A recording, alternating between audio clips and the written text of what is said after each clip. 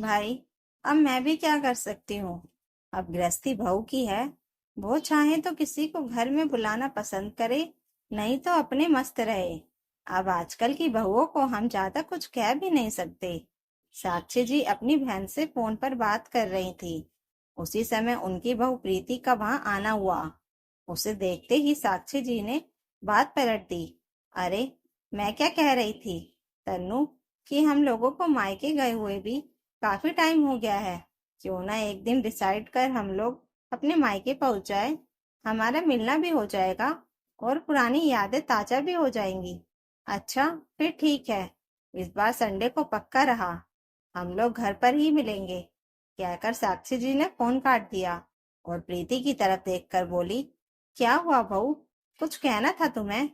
Mummy जी, आप मौसी जी से बात कर रही थी। किसी दिन उन्हें यहीं बुला लीजिए ना। बहुत दिन हो गए उन्हें यहाँ पर आए हुए। प्रीति ने कहा। हाँ बहू, एक दिन उसे जरूर बुलाऊंगी। वैसे तुम्हें कुछ काम था? अरे हाँ मम्मी जी, मैं तो ये कह रही थी कि रसोई में राशन का सामान खत्म हो गया है, तो वो सामान मंगवा दीजिए। अरे, इतनी जल्दी कैसे खत्म हो गया? अभी तो महीना भी खत्म नहीं हुआ है। साक्षी जी ने सवाल किया। हाँ मम्मी जी, लेकिन इस बार सामान भी तो थोड़ा कम मंगाया था ना।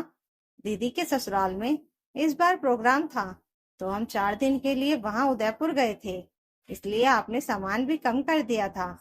प्रीति ने कहा। हाँ तो बहू, 4 दिन हम यहाँ नहीं थे, तो 4 दिन का राशन ही तो कम था। लेकिन उसके बावजूद सामान जल्दी कैसे खत्म हो गया? घर को घर की तरह देखकर चलो। ऐसे सामान को व्यर्थ करोगी तो चला ली तुमने गृहस्थी। प्रीति को साक्षी जी सुनाते हुए बोली। उनकी बात सुनकर प्रीति चुपचाप नजरें नीचे किए खड़ी रह गई, जैसे उसने बहुत बड़ी गलती कर दी हो। उसे खड़ी देखकर साक्षी जी उसे डांटते हुए बोली, अब यहाँ खड़ी क्या हो? जाओ, जाकर अपना काम करो। मंगाती हूँ राशन। डांट सुनकर प्रीति तो बाहर आ गई, लेकिन सुबह से शाम हो गई। साक्षी जी ने राशन मंगाया ही नहीं। शाम को जब ससुर महेश जी और पति समर घर आए तो खाने में दाल चावल देखकर बोले, अरे, ये क्या? आज सिर्फ दाल चावल, रोटी सब्जी नहीं बनाई क्या? कहाँ से बनाए रोटी सब्जी? तुम्हारी बहू ने तो महीना खत्म होने से पहले ही राशन खत्म कर दिया। अब दाल चावल ही रखे थे घर में, उन्हीं से काम चलाओ। साक्षी जी अपने हाथों को नचाते हुए बोली। अरे, तुम भी हद करती हो। राशन खत्म हो गया था तो मंगा लेती बाजार से। दुकानें थोड़ी ना बंद हुई थी। बहू ने बताया नहीं था क्या तुम्हें? कहते हुए महेश जी ने प्रीति की तरफ देखा। पापा जी, मैंने सुबह ही बता दिया था, पर मम्मी जी ने सामान नहीं मंगाया, प्रीति ने कहा।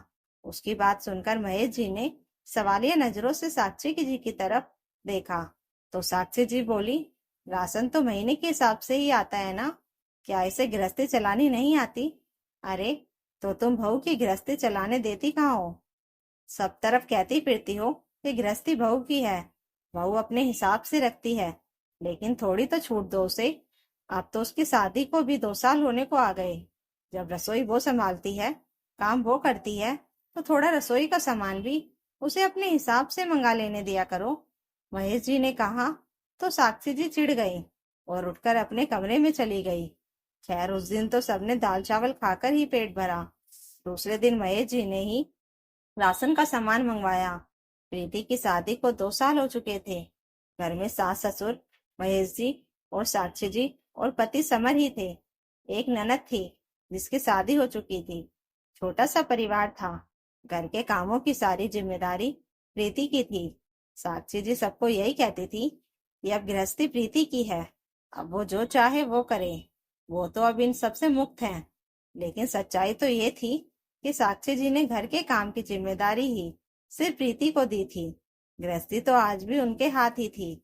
उनकी आदत थी कि घर में राशन मंगाना हो या कोई भी जरूरी सामान, उसकी पर्ची वो प्रीति से तैयार करवाती थी। और पर्ची तैयार करवाने के बाद फिर सामान में अपनी मर्जी से काट छाट कर सामान मंगवाती थी। ऐसा नहीं था कि वो कंजूस थी। दरअसल वो प्रीति पर विश्वास नहीं करती थी। उन्हें लगता था कि आजकल की लड़की है, गृहस्थी चलाना उसे क्या आती होगी। और उनकी इस आदत के कारण अक्सर महीने के आखिर तक आते आते राशन का सामान पूरी तरह से खत्म हो जाता था। अब ऐसे में कोई अचानक से घर पर आ जाए तो बड़ी शर्मिंदगी उठानी पड़ती थी। वो खुद तो जाकर मेहमानों के बीच बैठ जाती थी, पीछे परेशानी प्रीति को होती थी, जबकि अपने समय में वो राशन भरकर रखती थी। अभी पिछले महीने की ही बात है। महीने का आखिरी चल रहा था, राशन लगभग खत्म हो चुका था।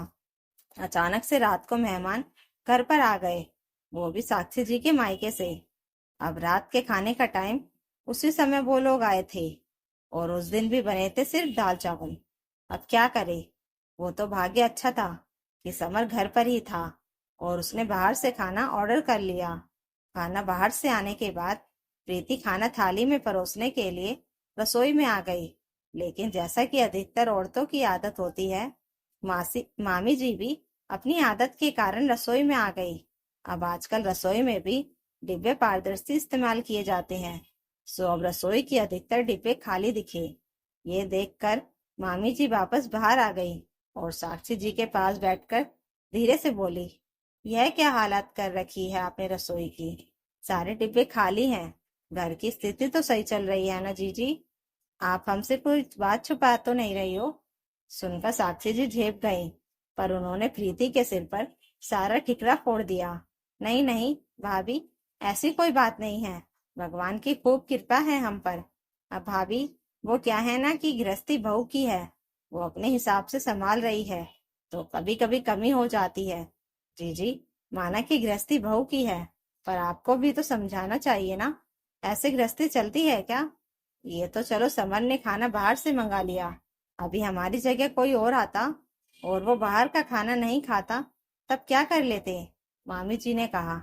अब मैं तो समझाती ही रहती हूँ भाभी, पर क्या कर सकते हैं, आजकल की लड़की है, ज्यादा कुछ कह भी नहीं सकती। उन्हें तो समझाना भी टोका टाकी लगता है। अब मैं अपने घर में ये रोना धोना नहीं चाहती, इसलिए चुप रहती हूँ, कहकर साक्षी जी ने तो बात को खत्म कर दिया।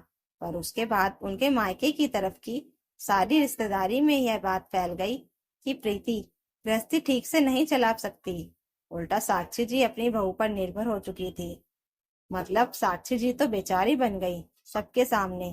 खैर, रविवार को साक्षी जी अपने मायके गई तो साथ में महेश जी भी गए थे।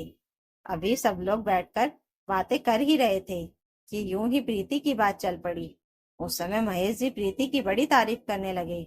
इतने में मामी जी ने कहा, जीजा जी, आप तो अपनी बहू की बड़ी तारीफ करते हो, पर उसमें एक अच्छी बहू के लक्षण तो है ही नहीं।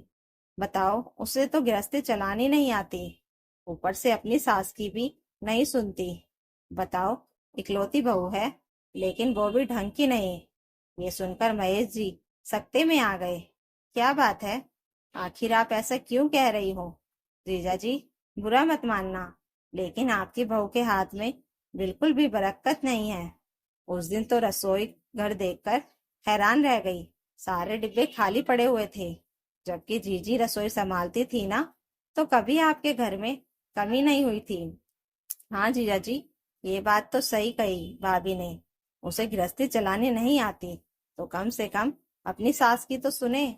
लेकिन वो तो अपनी सास की बात भी नहीं मानती। भला ऐसी क्या ऊंची नाक की होना। साथ में मौसी ने भी कहा। अच्छा, और ये आपको किसने कहा? आपकी बेचारी बहन ने? कहते हुए महेश जी ने साक्षी जी की तरफ देखा, जो उन लोगों की बातें सुन सुनकर पसीने में तरबतर हो रही थी। आखिर अब पोल जो खुलने वाली थी।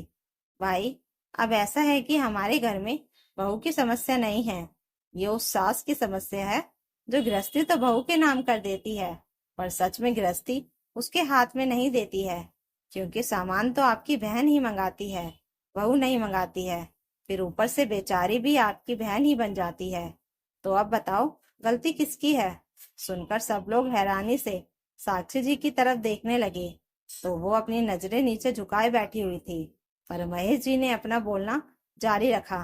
बताओ, कितनी बार समझाया कि अब तो गृहस्थी बहू के हवाले करो, पर नहीं, दखल अंदाजी तो करनी ही है।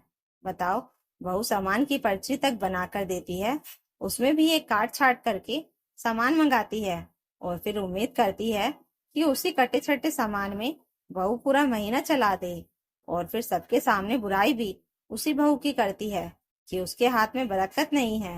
ये सुनकर सब लोगों ने साक्षी जी को बहुत डांटा, पर इसका एक फायदा तो यह हुआ कि उसके बाद साक्षी जी ने प्रीति की बनाई हुई पर्ची में से काट छाट नहीं की। हालांकि सामान तो आज भी वही मंगाती थी। आखिर वो एक सास है, इतनी आसानी से गृहस्थी कैसे छोड़ दे। तो दोस्तों, अगर आपको यह कहानी अच्छी लगी हो तो कमेंट करके जरूर बताइएगा, और नई कहानियों के लिए चैनल को सब्सक्राइब जरूर कर लीजिएगा। Thank you for watching.